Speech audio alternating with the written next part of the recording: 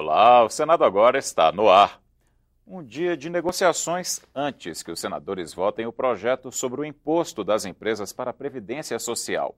A votação chegou a ser anunciada para esta terça-feira, mas não se confirmou. A matéria faz parte das medidas do governo para aumentar a arrecadação e tranca a pauta do Senado. O presidente da Federação das Indústrias de São Paulo trouxe ao Congresso uma comitiva de empresários. Vieram negociar o projeto que aumenta as alíquotas do recolhimento das empresas à Previdência Social, que está na pauta do Senado. Nós estamos aí buscando uma alternativa que não seja nem a forma que foi aprovada na Câmara, que não está boa, e que também não haja, vamos dizer, um endurecimento, uma posição radical nossa e não aceitar nada. No Senado, na Câmara e de novo no Senado.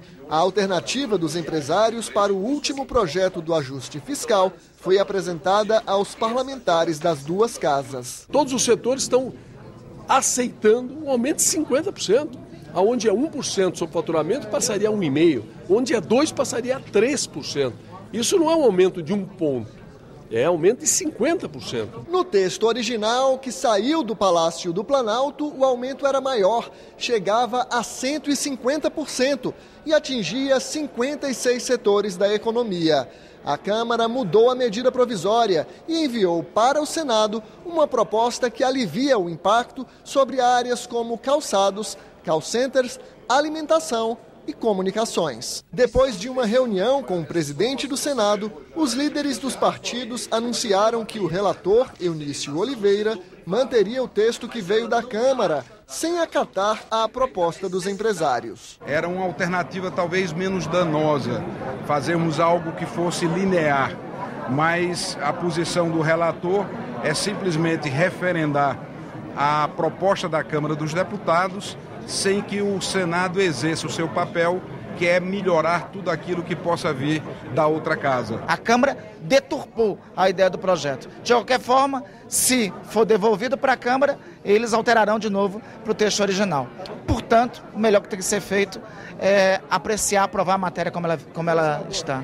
Mas, no plenário, o relator preferiu pedir mais tempo para tentar um acordo. Para que eu faça a última tentativa de encontrarmos um entendimento. Não acontecendo esse entendimento, presidente, não há outro caminho a não ser fazermos a votação. Eu, pela liderança do governo, quero dizer que acho absolutamente sensato, pertinente, o pedido do senador Eunício Oliveira, até para que a gente tenha mais tempo para trabalhar esse texto. Como não há acordo ainda com relação ao mérito da matéria, que caminho nós deveremos seguir, nós vamos deixar a apreciação dessa matéria importante para amanhã. E os empresários, que negociaram o dia inteiro, deixaram o Senado sem falar com a imprensa. Mesmo com a pauta trancada, os senadores podem votar propostas de emenda à Constituição. E foi o que eles fizeram. O plenário aprovou nesta terça-feira a PEC que prorroga até 2028 a prioridade para o investimento de recursos públicos em irrigação nas regiões Nordeste e Centro-Oeste. Pelo texto original, um ato das disposições transitórias da Constituição, 50% dos recursos devem ser aplicados na região Nordeste, preferencialmente no semiárido, e 20% no Centro-Oeste. Em 2003, o prazo inicial, que era de 15 anos, já havia sido alterado para 25 anos. Agora foi ampliado para 40 anos. A matéria faz parte da lista de prioridades elaborada pela Comissão de Aperfeiçoamento do Pacto Federativo. São poucos os investimentos para irrigação, a despeito dos benefícios que a irrigação pode trazer, principalmente para o agronegócio, para a agricultura do Centro-Oeste, para as atividades no Nordeste também do nosso país. Portanto, essa matéria é absolutamente meritória. Todos sabem que o estado de Mato Grosso é um estado que tem o privilégio de poder fazer duas safras, quase como todo o Centro-Oeste, mas independente disso, nós temos uma região que é a Baixada Cuiabana, que tem um solo pobre, né, que tem um solo que não é fértil naturalmente, e também bastante seco, com muito pedregulho, um solo estruturalmente e fisicamente muito ruim.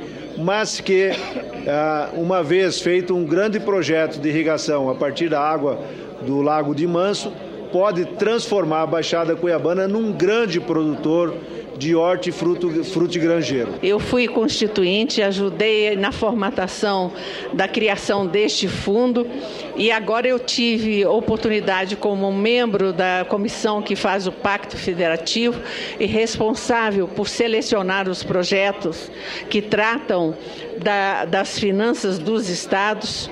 Eu tive o prazer de poder selecionar esse projeto que já estava pronto para ser votado e hoje nós comemoramos a sua votação, a conclusão da sua votação, que vai trazer grandes benefícios para a região Centro-Oeste. O Congresso Nacional fará sessão nesta quarta-feira às 11 da manhã para analisar vetos da presidente Dilma Rousseff a propostas aprovadas pelo Legislativo. Entre os vetos que os parlamentares devem decidir nesta quarta-feira estão os vetos a trechos do novo Código de Processo Civil. O relator da comissão que discute a reforma política no Senado apresentou nesta terça-feira os pontos que faltavam do parecer sobre o projeto de lei 75 de 2015, a mini-reforma política aprovada pela Câmara ainda no primeiro semestre deste ano. O colegiado quer aprovar o relatório ainda esta semana. O senador Romero Jucá leu os itens do relatório que trazem sugestões do Tribunal Superior Eleitoral para a reforma política. Os itens em vermelho foram ajustados por mim com o Tribunal Superior Eleitoral no sentido de dar mais transparência, facilitar a fiscalização e facilitar o funcionamento tanto dos partidos quanto das prestações de conta. O financiamento de campanha é considerado um dos pontos mais polêmicos da reforma e ainda não tinha entrado nas discussões da comissão. Os senadores debateram especificamente sobre doação de empresas a candidatos e a partidos e limite de gastos no período pré-eleitoral. Quanto à questão de empresas privadas, o que é imoral ou amoral e que tem escandalizado a opinião pública e a população de uma maneira geral é a questão do montante, do volume. O essencial é definir um limite, e um limite que não seja em relação ao tamanho da empresa. O senador Tasso traz algo que para mim é fundamental. Nós estamos trabalhando agora aqui no texto percentual. O percentual, ele comete uma falha que inclusive é questionável do ponto de vista jurídico hoje. O cidadão pode doar um percentual. Você cria um cidadão bilionário e o cidadão pobre tem que ser nominal, para não ser questionável. Acho que tem que, no mínimo, ter um teto para que não ocorra isso. Tem empresa que doou mais de 300 milhões na última eleição. O relator espera que as propostas da reforma que estão com tramitação mais avançada já possam valer para as eleições municipais do ano que vem. Os parlamentares da comissão devem votar o relatório do senador Romero Jucá na reunião marcada para esta quarta-feira, às 13h30 da tarde. Em audiência pública interativa, a CPI do futebol ouviu nesta terça-feira jornalistas que acompanham dentro e fora das quatro linhas o dia a dia do esporte. Convidados pelos senadores, eles contribuíram com documentos e informações para orientar os trabalhos da comissão. Em novembro de 2008, aqui no Estádio do Gama, em Brasília, a seleção brasileira venceu Portugal por 6-2. O jogo custou 9 milhões de reais, dinheiro público sem licitação. Quem pagou? O governo do Distrito Federal. Quem recebeu? Uma empresa com capital social de apenas R$ 800, com sede num apartamento no bairro do Leblon, no Rio de Janeiro. Mas esse é apenas um dos contratos sob suspeita da CBF. Jamil Chad, José Cruz e Juca Kfouri foram unânimes em apontar os desvios na entidade que rege o futebol brasileiro. Os problemas da CBF são estruturais, não são pessoais. Nós temos um problema estrutural que nós precisamos resolver. E nós não resolveremos isso a não ser com mais democracia. Por que nos Estados Unidos da América, um país absolutamente acima de qualquer suspeita, do ponto de vista da sua organização política, os atletas participam 20% nas eleições das entidades dirigentes? E por que aqui no Brasil eles não podem participar? Para eles, a saída está na democratização da CBF, tanto no processo de escolha dos dirigentes quanto na transparência da gestão financeira. O fato de ser uma entidade privada não exime a confederação da prestação de contas ao poder público. A CPI recebeu cópias de 3 contratos lesivos à seleção brasileira. Em um deles, uma empresa com endereço de caixa postal nas Ilhas Caimã, paraíso fiscal, faturou milhões de dólares e interferiu na convocação de jogadores. E o que diz o contrato? De uma forma geral, aplausos, sempre lembrando, eles são os intermediários entre a Quintaro e a CBF.